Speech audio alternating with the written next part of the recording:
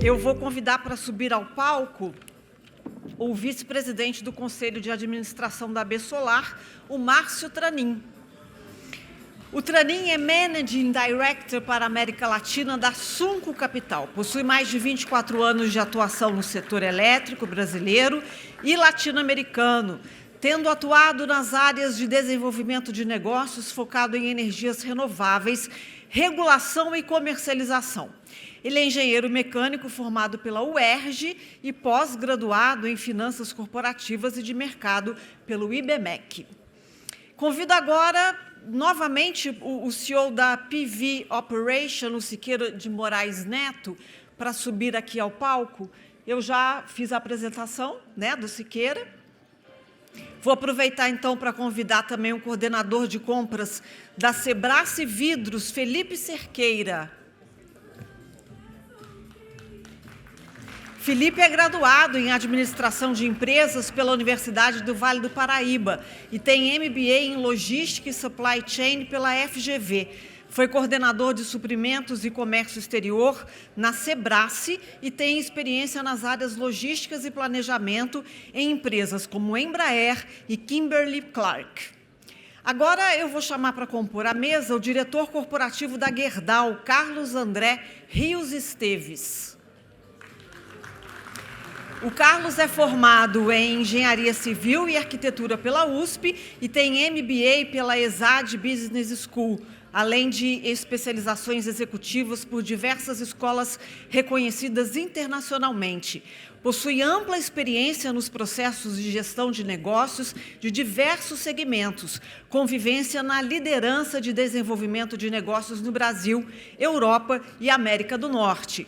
Iniciou na Gerdau Next em 2021, desenvolvendo a frente de negócios de energias renováveis e liderando o deal com a New Wave Capital para a criação da New Wave Energia. E agora eu chamo o diretor de organização da Atlas Renewable Energy, Ricardo Mendes.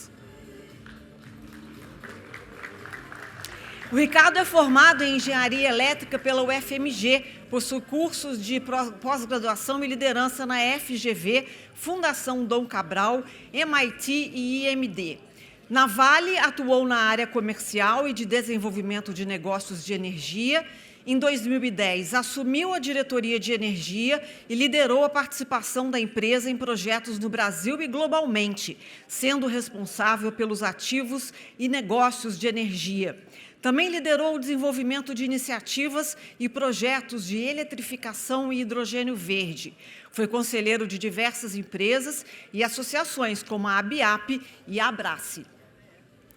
E eu convido também o diretor de Supply Chain da Unipar, Frederico Cruvinel. Frederico é formado em Engenharia Civil pela UFMG, possui especialização em finanças pelo IBMEC, MBA em Logística e Supply Chain pelo Instituto de Pós-Graduação e Pesquisa em Administração da UFRJ, MBA em Negócios pelo INSPER, além de um terceiro MBA em Operações e Finanças Corporativa pela Simon Business School da Universidade de Rochester, em Nova York. Em mais de 27 anos de experiência profissional, ocupou posições de liderança na Votorantim Cimentos, Johnson & Johnson e na então GVT, hoje Vivo. E convido, por fim, o gestor comercial de usinas solares da WEG, Rafael Gabriel. Rafael é engenheiro eletricista, formado pela Universidade Católica de Santa Catarina e pós-graduado em negócios do setor elétrico pela FGV. É responsável técnico da WEG pelos projetos de energia solar, atuando na coordenação de subcontratadas de projetos de engenharia, gerente técnico em projetos de energia solar Full EPC e responsável pela estruturação de negócios turnkey de geração distribuída e centralizada. Muito obrigada por todos estarem aqui. Eu passo agora a palavra para o vice-presidente do Conselho de Administração da AB Solar, o Márcio Tranin. Boa tarde a todos. Boa tarde, boa noite a todos, né? Enfim, o último painel, o pessoal esperando aí o coquetel. Então, vamos tentar fazer a coisa bem agradável. O painel é grande, enfim, acho que vai dar tempo legal para a gente, todo mundo, explorar bem esse tema, que é um tema que está diretamente ligado a essa necessidade que hoje temos, obrigado, essa necessidade que hoje temos de estar cada vez mais buscando energia renovável para as nossas empresas, né? Aqui a gente tem só consumidores, é um painel só de consumidores. Eu acho que isso é um modelo que a gente está fazendo hoje finalmente inovador, no sentido de que a gente fez várias vezes já esse evento no Mercado Livre, nós já fizemos no passado, mas esse talvez a gente tenha buscado o mais inovador possível, trazendo os consumidores para falar muito mais do que nós trouxemos nos eventos anteriores. E a gente está realmente, ou seja, eu acho que eu vou perder um pouquinho de tempo antes de entrar, que eu tenho 2 slides, mas acho que merece, talvez, alguns comentários sobre esse evento em si. O evento ele é inovador, é um evento que se realiza num teatro sensacional aqui em São Paulo, sustentável, como foi dito aqui no início. A gente trouxe discussões de altíssimo nível, e esse painel não fugirá disso, são discussões realmente de altíssimo nível. Mais de 300, se não me engano, mais de 300 ingressos vendidos, né? Porém, a gente nunca está isento de falhas. Nós falhamos, sim, aqui hoje, nesse evento, em um aspecto específico que eu gostaria de mencionar. Todos os painéis, desde a abertura, passando pelo primeiro painel, segundo e terceiro, nós não tivemos um representante feminino aqui. Eu pensei nisso, Tranin. Então, eu gostaria de mencionar que isso é uma correção que nós devemos ter muita atenção para a gente fazer isso, para não errar de novo. Faço minha culpa, porque, afinal de contas, sou moderador desse painel, faço minha culpa. Isso não desmerece de forma alguma nenhum painel, discussões de altíssimo nível, e assim são, e continuariam de altíssimo nível se nós tivéssemos aqui representantes do gênero feminino. Então, fica esse conselho para que a gente atente um pouco mais para isso para os próximos. Mas o evento está espetacular e vamos tocar a nossa vida. Isso aqui já foi dito. Eu queria falar um pouco, né, por que hoje o ESG ele é algo tão importante nas empresas, né? Hoje nós temos um consumidor que é muito mais exigente do que nós fomos na minha geração, do que nossos pais foram nas gerações passadas. Eu tenho 3 filhos. Dos meus 3 filhos, eu tenho um filho de 22, uma filha de 18 e um filho de 14. E eu sou motociclista ou motoqueiro. Tem gente que gosta de motociclista, motoqueiro, e eu dirijo uma Harley barulhenta, poluidora, beberrona. E meus filhos, eles se recusam a andar na Harley comigo, porque eles falam: pai, não é possível que você investe em energia solar e tem uma moto que polui como a Harley. Então, eles não andam na minha garupa, e eu tenho que andar sozinho na minha Harley, porque eles se recusam a fazer isso. Porque eles têm essa opção na cabeça de que eles querem consumir algo que seja sustentável. Eles têm uma percepção de consumo que é totalmente diferente daquela que eu tenho, né? Daquela que a minha geração tem, que a geração de muitos aqui tem. E isso está mudando tudo no mundo. Esse é o principal vetor de mudança do mundo. É a consciência que cada vez mais gerações de agora têm. Elas querem consumir produtos que passem por um escrutínio de é sustentável ou não é. Meus filhos também têm o hábito de ler rótulos. Então, eles leem rótulos e vão naqueles mais saudáveis e tudo. Não fui eu também que ensinei isso, isso é natural deles. E eles começam a ler rótulo. E quando o rótulo não é bastante, inclusive a gente tem apps que fazem isso, que desrotulando e tudo, eles vão e pesquisam sobre a empresa. Qual é a empresa que tem as práticas mais sustentáveis para isso? Ou seja, é critério desempatador. Se não é o critério único, é um critério desempatador. E o ESG, e eles vão falar disso, tem esse condão. É o condão de você definir aquilo que o consumidor vai querer no final das contas. E a nossa geração talvez não se preocupe tanto, mas tenho certeza que essa geração que está chegando, ela vai mandar, todos aqui que estamos, vai mandar nos hábitos de consumo, de modo a consumir de empresas que se preocupem com isso. Para isso chega o ESG, né? E aonde a Solar entra nisso, né?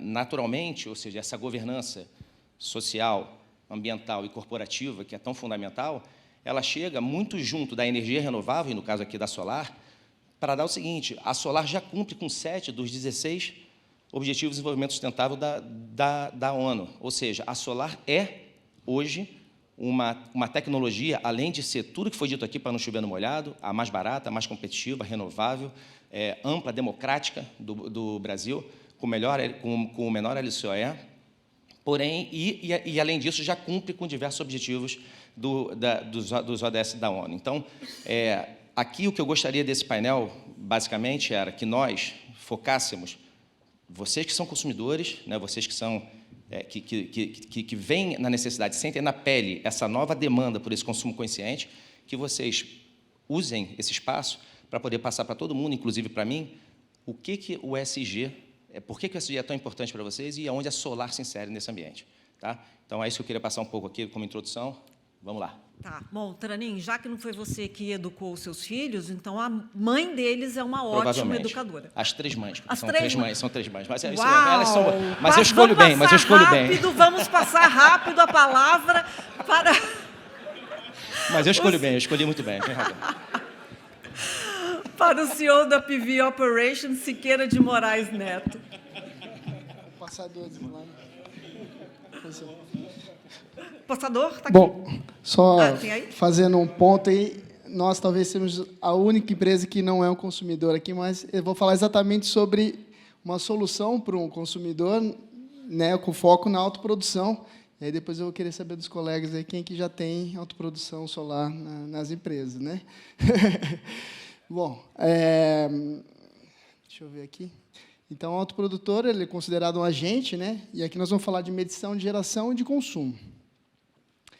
Quais são os benefícios, né?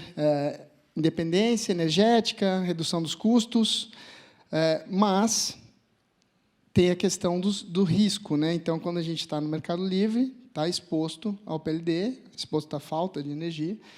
E, então, o desempenho da usina, uma vez que nós estamos falando de autoprodução solar fotovoltaica, que é exatamente o ponto aqui de comunhão dos temas, né? O desempenho da usina é muito importante. E é bem nisso que eu vou dar uma passada bem rápida, tá, pessoal? O que é importante numa usina fotovoltaica em termos de indicadores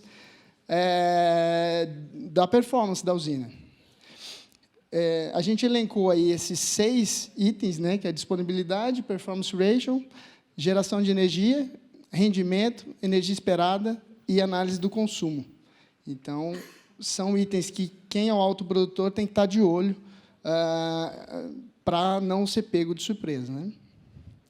Então, a disponibilidade ela permite visualizar a capacidade do sistema de operar plenamente. Então, por exemplo, aí uma imagem no nosso sistema de como que aparece a informação em relação a eventos de sobretensão, string zerada, string desbalanceadas, etc., eventos de falha do sistema, né? Com isso, a gente avalia a disponibilidade da usina estar funcionando. Performance ratio, que é o indicador mais comumente utilizado, né, onde ele tira as variáveis ambientais para realmente entender a performance da usina em termos dos equipamentos, né? E aí se define um PR-alvo com base em simulações e depois se mede para chegar na performance ratio que, de fato, a usina está performando. Geração de energia, basicamente, quilowatt-hora por mês, né, ou por ano. Esse é o indicador mais comum. O yield, né, que é o rendimento, então, é um indicador que vai falar em quilowatt-hora por potência, aí, num período de tempo, mês ou ano. Então, também é uma forma boa de se acompanhar a performance da usina.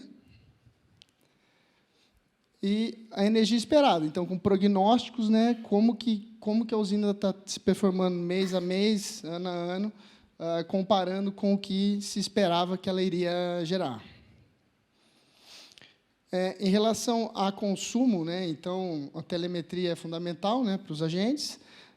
Deve estar atento ao consumo da instalação, né, e, de preferência, se for uma indústria, se a autoprodução for junto à carga, de forma setorial, né, entender aonde que está se consumindo mais energia numa indústria. Quanto maior a quantidade dos pontos de medição, melhor vão ser as análises de redução de custos e de risco. Então, a importância, né, da operação, nós temos aí mais de 30 mil usinas de operação e mais de 1 gigapico na nossa plataforma. E a PV Operations se propõe aí, se oferece para ser uma parceira dos autoprodutores, através do fornecimento de sistema supervisório e o serviço de operação para os autoprodutores não precisarem ficar preocupados, né, focarem no seu negócio e deixarem com que a gente cuide da usina para eles. Pessoal, seguindo a linha aqui, daqui a gente tem bastante gente para falar, e temas muito importantes relacionados ao contexto dos consumidores. Eu passo a palavra para a nossa mediadora. Tá bom, obrigada, Siqueira.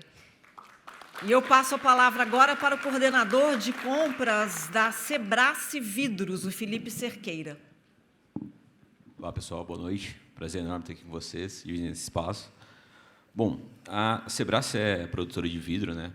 Detém 50% do market share do mercado, mais de 45 anos no mercado brasileiro, com 13 unidades Fabris, e a gente já está no mercado livre há 18 anos, né?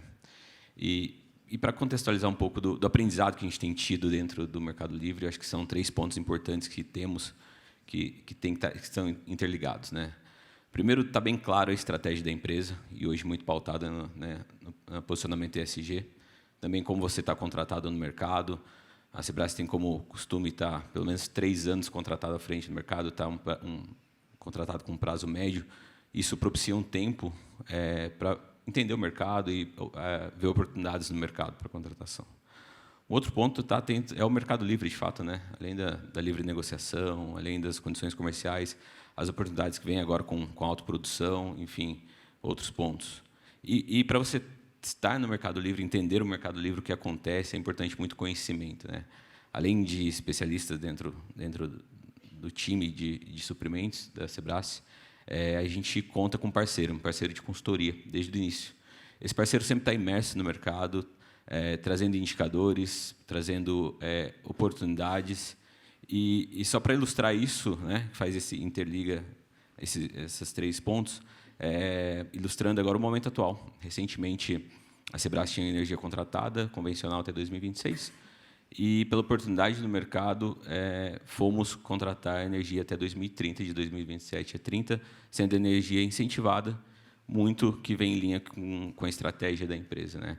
Tem um fator econômico que vai se gerar economia para a Sebrace até 2030, além de estar de encontro com as metas de descarbonização e o posicionamento ESG, né?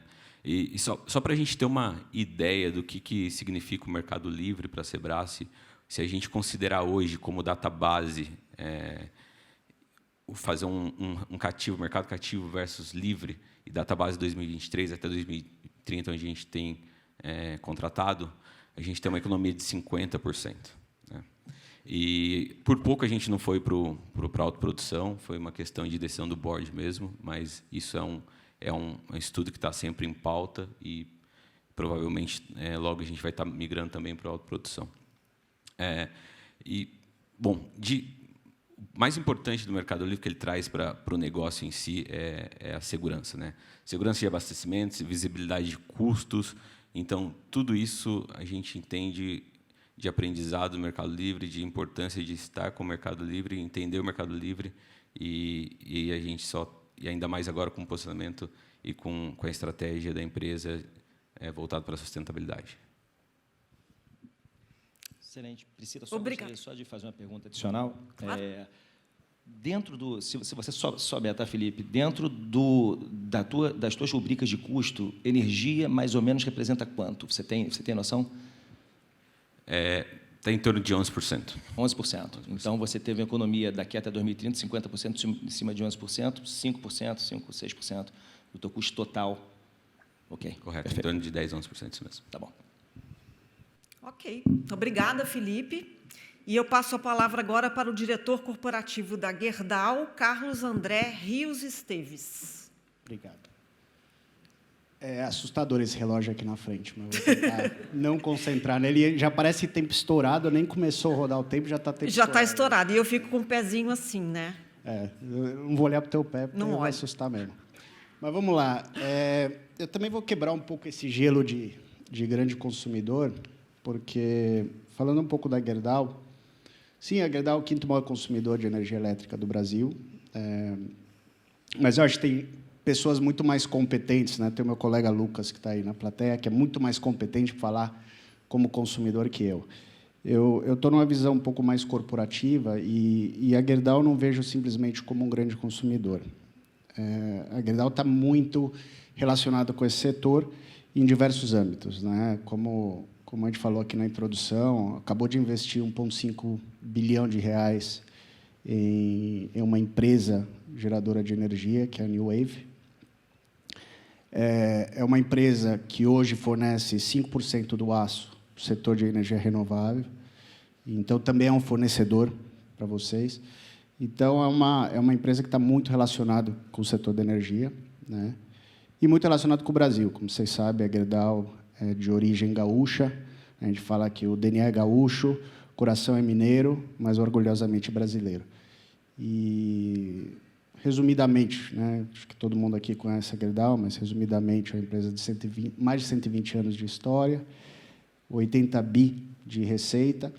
Desses 80 bi de reais, né, praticamente 50% feito no Brasil.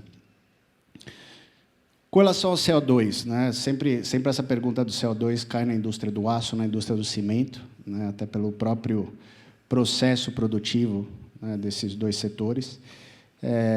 Por que é um grande desafio o tema do CO2 na indústria siderúrgica? Eu acho que tem 3 elementos principais. Primeiro, a matéria-prima, né? A matéria-prima, quando o ferro virgem sai da natureza e entra no processo produtivo, ele emite naturalmente moléculas de oxigênio que se juntam, né? São moléculas voláteis que se juntam com o que tiver por perto.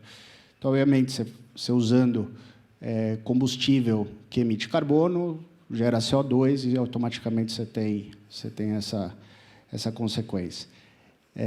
Então, primeiro, a matéria-prima é um grande desafio. O segundo é o próprio processo produtivo, que precisa de fontes de calor intenso, né? Então, hoje, a solução que a gente vê muito presente no setor siderúrgico é o carvão mineral, né? Que é um elemento que emite muito calor e que pode ser, né, com a evolução da indústria. Hoje, a indústria não consegue ainda, de uma maneira eficiente, né, alterar essa fonte de calor intenso, mas existem opções, né? Existe o gás natural, existe o hidrogênio, né? Existem algumas soluções. Hoje ainda temos uma dificuldade no setor siderúrgico de poder usar essas outras fontes de calor. E, por último, né, no processo siderúrgico, é a energia elétrica, né, que é a última rota, né, a rota secundária que a gente chama do processo siderúrgico, que vem a energia elétrica, que eu acho que aí a gente, no Brasil, vem nadando de braçada. Como está o mercado mundial do aço e como é que está a Gerdau posicionado? Hoje, o setor siderúrgico emite de 7% a 9% do CO2 na atmosfera, é fruto do mercado siderúrgico. Do benchmark de mercado, a Gerdau está na metade disso, tá? Existe um desafio, eu acho que eu vou enumerar aqui os desafios, que o relógio já está aqui reclamando, não quero ver o pé. Então, existem alguns elementos aqui que eu acho que a gente pode contribuir, né, como setor, que eu gostaria de enumerar. Primeiro, eu acho que, como cidadão brasileiro que a gente é aqui, primeiro, incentivar a pesquisa.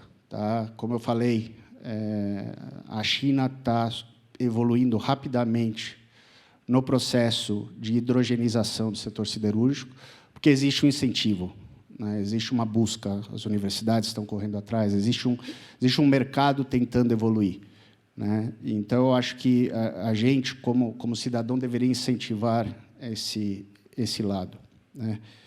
Depois, como pais e mães de família, eu acho que a gente pode também incentivar a reciclagem. Tá? Hoje, eu não sei se vocês sabem, mas o ferro é o principal elemento reciclado do mundo. Tem uma característica interessante, a reciclagem do ferro. O ferro não perde as características reciclando. A grande dificuldade é que a gente está precisando de mais aço e mais ferro Então, a gente precisa usar, né, o ferro virgem mesclado. Hoje, a Gerdau, 70% do aço da Gerdau é aço reciclado. Podia mais, tá? Por estudos, a gente vê que 12% do aço que vai ser reciclado no Brasil acaba em lixão. Tá? Então, a gente, como pais e mães de famílias, incentivar a reciclagem, eu acho muito importante.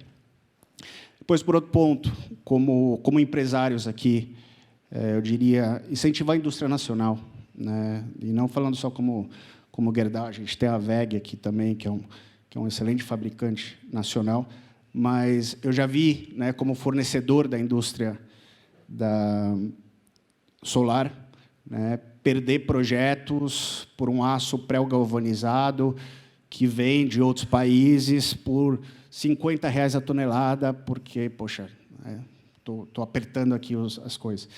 Então, também, o olhar à indústria nacional é um tema importante para a gente. E, por último, que já deu 0 aqui, eu diria também como negociadores. O que a gente nota na Gerdau, às vezes, é muitas pessoas chegando com uma solução, né? O que eu sugeriria também, a gente, como mercado, tentar entender, né? Eu vi num painel anterior, entender o problema do consumidor, né? Gerdau tem um consumo bastante dispersado no Brasil, um consumo bastante flat. Que soluções a gente pode dar? Seja baterias, seja capacitores, seja uma geração híbrida, né? Tentar entender um pouquinho o consumidor e tentar trazer soluções, traje à medida, as necessidades desse consumidor sempre vai ajudar. Em geral, é isso. Obrigada, então, Carlos. Eu passo a palavra agora para o diretor de originação da Atlas Renewable Energy, o Ricardo Mendes. Olá, boa noite. Muito obrigado, um prazer estar aqui com vocês. A Atlas é uma empresa de energia, né? Então, nós estamos aqui um pouco de intruso, mas na lógica muito de quem viveu a experiência num consumidor, né? Eu passei muito tempo na Vale, onde a gente já era e trabalhava fortemente na autoprodução, assim como a gente tem trabalhado também muito na Atlas agora, junto com os nossos diversos consumidores, parceiros, né? A própria Unipar aqui. E o que a gente vê, né, um pouco do que o Tranin falou, né, dessa importância da solar nesses processos de ESG e descarbonização, né? Então, a gente vê cada vez mais, né, a importância de você, dentro da indústria brasileira, né, no primeiro painel ficou muito ressaltado isso, ter o controle dos custos. A gente passou por um período muito forte de aumento de preços e enquanto, por outro lado, a gente tinha uma queda de preços da energia solar.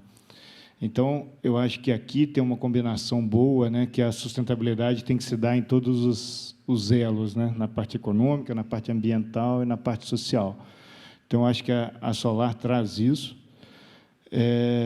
Na parte social também, eu acho que é um aspecto muito importante, a gente acaba gerando uma receita importante, né, naquelas regiões que muitas vezes não tinham atividade econômica. Então, a gente está em áreas norte de Minas, interior do Nordeste, que acaba gerando ali um ambiente, né, e um ciclo de atividade, seja muito forte na obra, mas também depois. E a Atlas, acho que foca muito nisso, né, em programas sociais, em trabalhar essa parte de apoio à comunidade e até na diversidade também, né? Tentando incluir, e a gente tem conseguido cada vez mais aumentar o percentual aí de mão de obra feminina nas nossas operações e nas nossas obras. Na parte ambiental também, né? Então, a fonte de energia renovável, a gente passou muito isso na Vale, né? Começando com a hidrelétrica, que era mais competitiva e renovável, depois a eólica e chegando na solar. E cada vez mais o desafio vai acontecendo, né? Quando eu estava falando com o Paulo Pedrosa aqui, quando eu era presidente da Braskem, o nosso target era $40. Na época, a energia $40 era super difícil. E agora a gente está conseguindo isso, né? Seja pelo mercado estar mais baixo, mas também pela competitividade da energia solar, que a gente consegue hoje entregar isso no longo prazo. E assim, a gente está vivendo hoje um momento de sobreoferta, mas que ainda não está sendo impactado por essa grande transformação que a transição energética vai trazer, e que ela só vai acontecer à medida que a gente consegue também tornar essa energia mais competitiva. Então, o pessoal fica falando, poxa, como é que está do outro lado da mesa na Atlas? Eu falei, não, cara, nós estamos no mesmo lado da mesa. A gente é autoprodutor, no final, a gente precisa conseguir viabilizar os negócios, a gente sabe que, para viabilizar o negócio, a gente tem que ser muito eficiente, muito competitivo. E eu acho que a gente está vivendo agora uma janela, uma oportunidade, tanto para o Brasil quanto para as indústrias, né, de conseguir travar essa energia competitiva no longo prazo e conseguir começar a fazer esses processos de transição. Então, por mais desafiador que seja, né, a gente hoje, o diesel ainda é muito caro, a gente tem combustíveis fósseis muito fortes, e o Brasil, por ter energia, né, eólica, solar, hidrelétrica, e você conseguir operar 24/7, é o país onde essa transição pode acontecer o mais rápido possível. E aproveitando o momento que a gente tem agora uma sobreoferta conjuntural, talvez um pouco estrutural, mas que, se a gente colocar essa conta da transição energética, e a Agência Internacional de Energia soltou há 2 semanas uma publicação que, para atingir os objetivos de Paris, a gente precisava triplicar os investimentos em energia solar, e principalmente em países em energia renovável, principalmente em países emergentes. Então, eu acho que o Brasil tem essa oportunidade. Eu acho que a gente devia ficar parando de discutir, putz, encargo, não sei mais o que e tal. Eu acho que é como a gente consegue fazer essa transição, estimular isso, reindustrializar o país e conseguir gerar essa demanda para a gente fazer essa descarbonização. Ok, Ricardo, obrigada.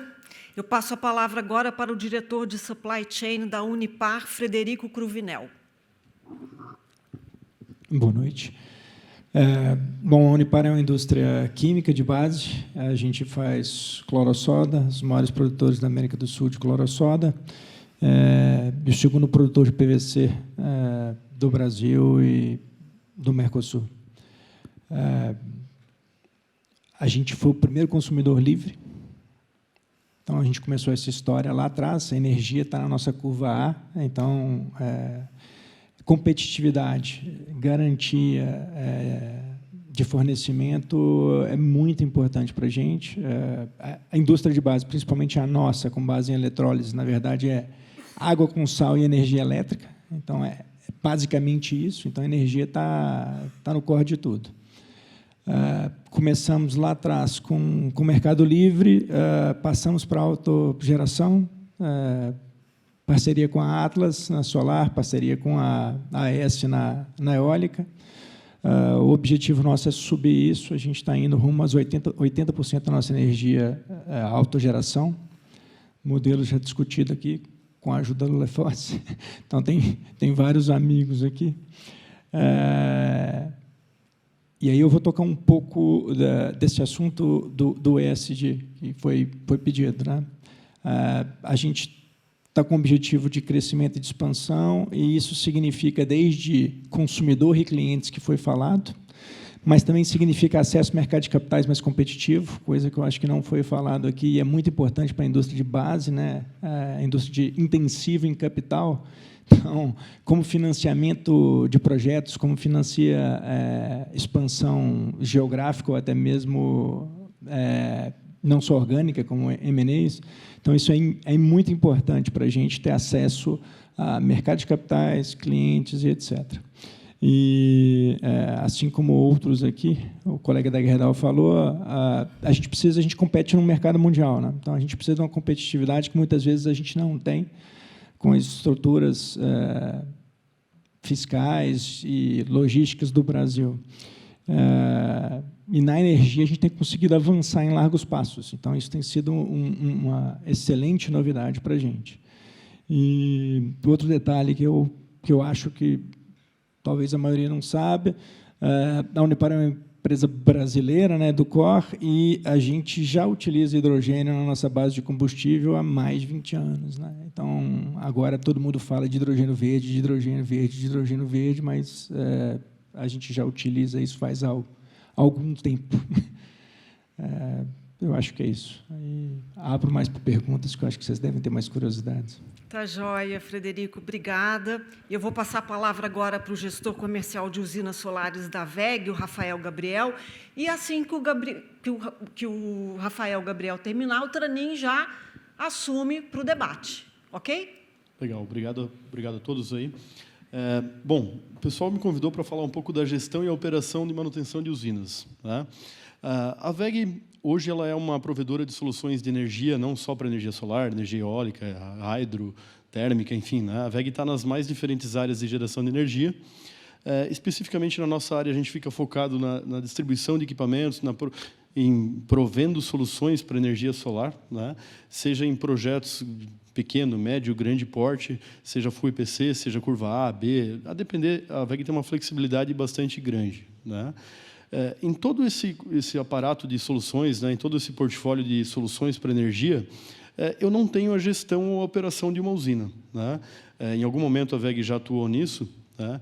E é estranho um pouco trazer aqui para vocês algumas imagens. Até vou precisar do passador, vai ficar só. Acho que tem um aqui. Se alguém tiver algum para me prestar aqui. Nessas imagens aqui, já para abrir a apresentação de algumas valas, de uma supressão vegetal em andamento. Né? Mas o que a gente percebeu, né, ao fornecer soluções para usinas solares, empreendimentos de energia no geral? Né? Via de regra, o OPEX de uma usina, né, ele é definido no seu CAPEX. Né? O OPEX, a gente enxerga a operação dessa usina, o custo associado à operação dessa usina, nós enxergamos como uma consequência de um projeto bem construído, um projeto bem desenvolvido, um projeto com equipamentos de primeira linha. Né? Foi citado aqui atributos importantes para projetos de autoprodução, como a confiabilidade, como a performance, a própria cadeia de fornecimento da indústria local, que o colega da Gerdau falou. Né? A gente sofre bastante com isso, a WEG, quanto também produtora, né, de equipamentos e provedora de equipamentos para todas as áreas. Né? Então, como que a WEG tem focado hoje para trazer para o investidor, para trazer essa tranquilidade para o investidor que o seu empreendimento vai performar, que ele vai ter um OPEX, vai ter uma operação saudável dentro daquilo que ele planejou. Né? A primeira resposta para isso é tecnologia. Né? A gente ouviu um pouco do Siqueira aqui sobre o PV Operation. Né? É uma solução que a gente embarca nas nossas soluções de usinas também. Né? Sejam empreendimentos Full EPC, onde a WEG é responsável pela chave na mão, ou seja, fornecimento de equipamentos também nas atividades de distribuição. Né? Então, quando o investidor, aliás, tem a usina dele, tem o ativo dele na palma da mão, né, online, ali acompanhando, remota ou localmente, né, o seu ativo, ele consegue ter uma gestão fina do negócio. Né? Então, ele consegue ter uma certa atividade preditiva, né, e prever falhas, ou, enfim, né, intervenções necessárias. A aplicação de tecnologia ela não para por aí. Né?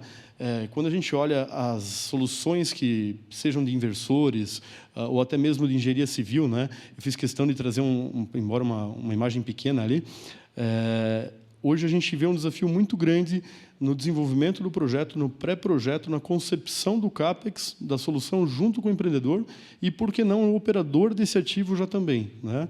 Muitos colegas nossos aqui hoje operam seus ativos, outros contratam plataformas de operação e manutenção. E o que a gente percebe é que, às vezes, uma escolha de topologia de drenagem ou terraplenagem errada, ela afunda o empreendimento porque ela vai carregar um OPEX que não foi projetado. Né? Então, eu trouxe algumas ilustrações aqui do sistema de comunicação da usina. Hoje, as soluções de usinas Full IPC da WEG, a gente praticamente indispõe de cabo de comunicação entre inversores, os skids, que eu vou mostrar alguns exemplos mais adiante. Né? Hoje, toda a tecnologia ela diminuiu bastante o escopo, né? E ela facilita muito a vida do operador, se comparado às soluções de 4, 5 anos, as soluções mesmas providas pela WEG. Né? Assim como você hoje conseguir gerar curva IV do seu empreendimento, acompanhar a vida útil do módulo, né? Que é o ativo mais importante numa usina solar fotovoltaica, a conversão nasce ali, né? E também, de forma isolada, onde está a maior parcela de CAPEX. Para ilustrar um pouquinho aqui, já entrando para a finalização, porque depois de mim vem o happy hour, então não é o relógio nem o sapato, né? Mas ingrato um pouco. Eu trouxe aqui 2 exemplos de projetos que nós estamos trabalhando e fornecendo nesse momento, para ilustrar um pouco a nossa solução. Tá? Esse primeiro projeto é um projeto com a Auren Energia, né? Nossos colegas estão aqui também. O projeto Jaíba 5, onde a WEG é responsável pelo fornecimento dos skids. Os skids, basicamente, são onde a gente agrupa todos os inversores, faz a transformação, a proteção e controle disso junto da rede de média tensão da usina. Né? Esse tipo de pacote embarca também os inversores. Tá? Inversores strings aqui, projeto bastante grande, 530 MVA, né? Então, um projeto bastante bacana, e a gente deve estar, talvez, em 30% ou 40% de fornecimento dos skids. E, na outra ponta, a gente tem projetos que também foi quando a WEG começou, né, no Full EPC, onde a WEG fornece a solução chave na mão. Né? Nós estamos aí num avanço de 25%, 30% das UFVs Maravilhas 1 e 2 em Pernambuco, né? E começando a mobilizar em sites um pouquinho maiores também, né?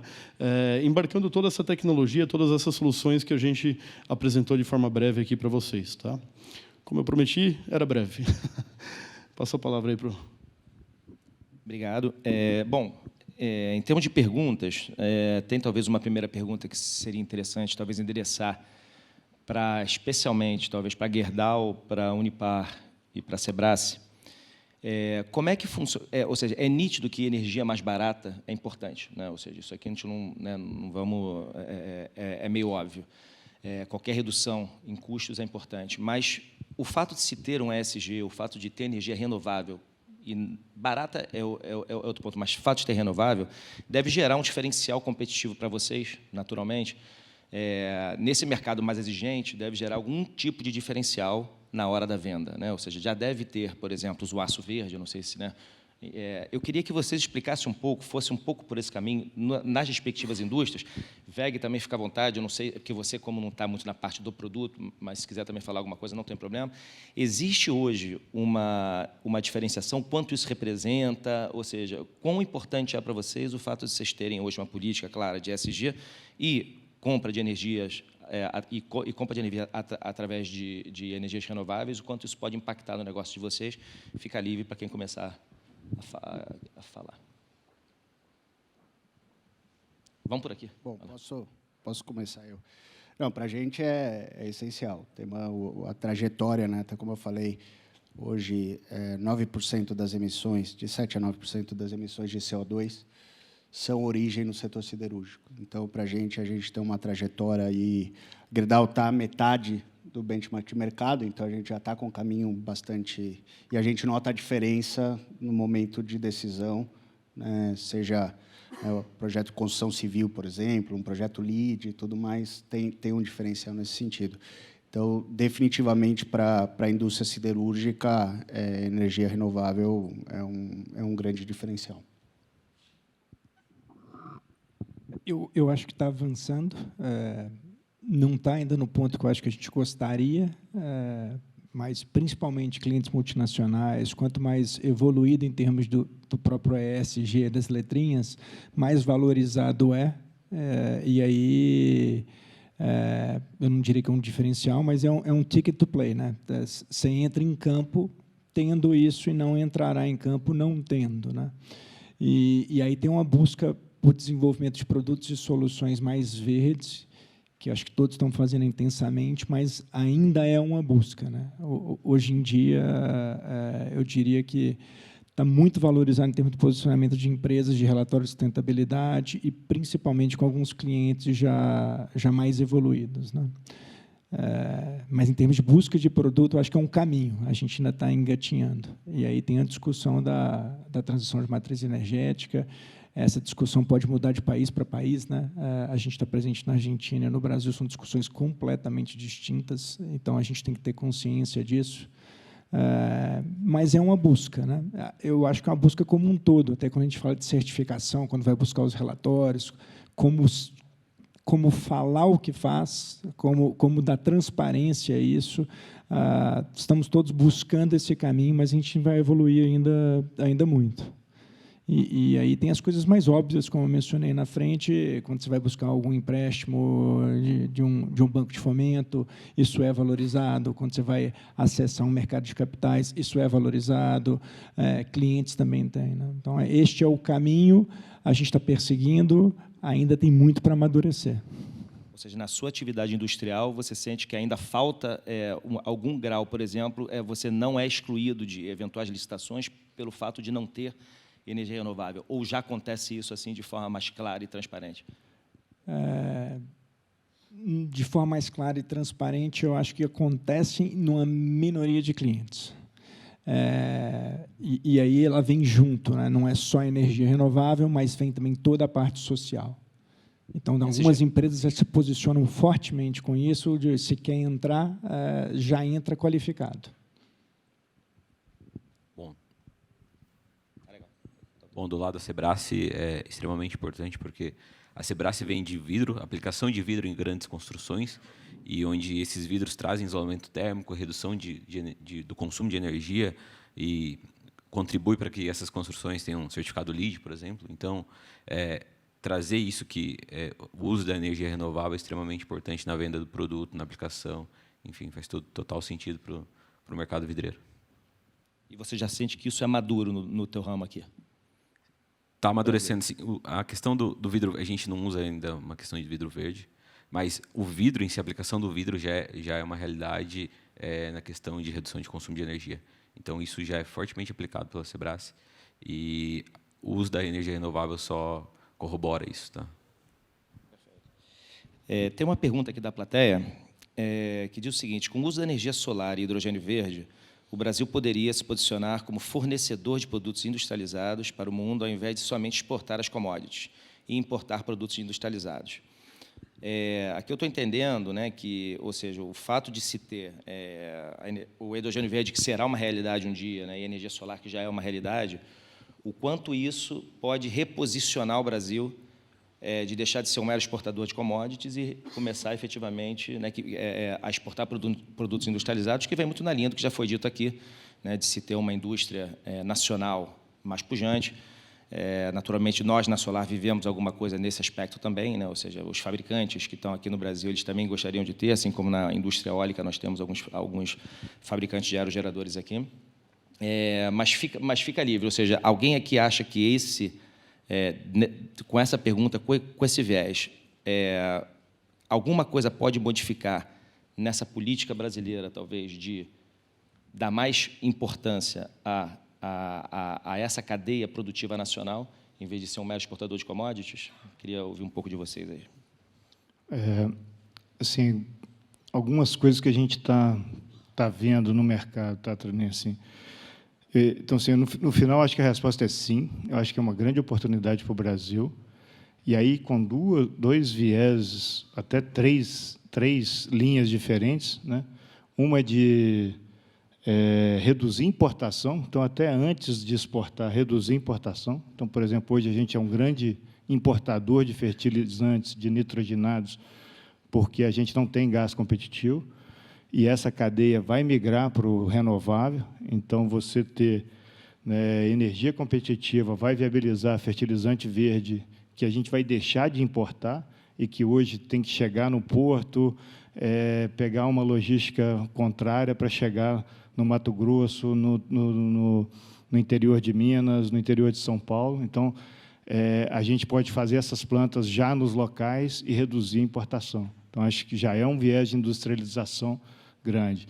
O outro é exatamente esse, né? A gente está vendo algumas empresas se deslocando produção da Europa para o Brasil, porque na hora que ela compara a emissão que ela tem em um outro lugar com a emissão que ela tem aqui, ainda olhando só a matriz elétrica brasileira, ela já tem uma vantagem de estar fazendo esse movimento para atingir suas metas de redução de carbono.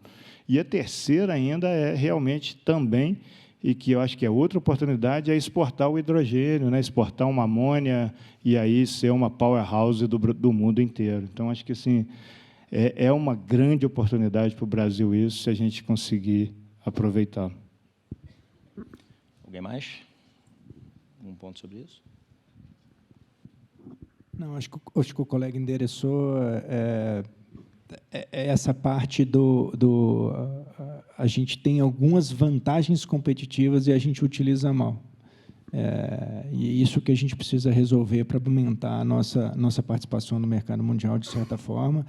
E a conta da cadeia toda de carbono ela é muito importante para a gente, né? Então, você imaginar que, pegou o exemplo da Gerdau, sai minério de ferro e volta aço lá da China, a gente brinca com escopo 2, escopo 3, mas tem várias contas que precisam ser feitas ainda de forma mais apropriada. Esse ponto é importante, das vantagens competitivas, né? O Brasil é o país da energia barata e da tarifa cara. Ou seja, nós temos energia muito barata e temos uma tarifa caríssima, por isso que a gente está aqui discutindo mercado livre, para dar alternativa aos consumidores, né? Alguém quer falar? Não, falando especificamente do setor siderúrgico, tem uma complexidade industrial antes do uso do hidrogênio, né? Então, os altos fornos, hoje em dia, a gente está vendo um período de transição com gás natural necessário, né? Mas, hoje em dia, o hidrogênio verde não é a complexidade, é como usar esse hidrogênio verde no processo industrial, que é o grande gargalo no setor siderúrgico. Perfeito. Gente, o tempo esgotado, gostaria muito de ficar aqui um pouco mais batendo papo, mas não dá. Temos aí agora o coffee, não, temos aí um coquetel, então a gente pode estreitar um pouco mais essas conversas ali. Agradeço a todos a oportunidade da Bessolar de novo e obrigado aí pela ajuda de todos. Obrigada, gente, pelo debate, pelas participações.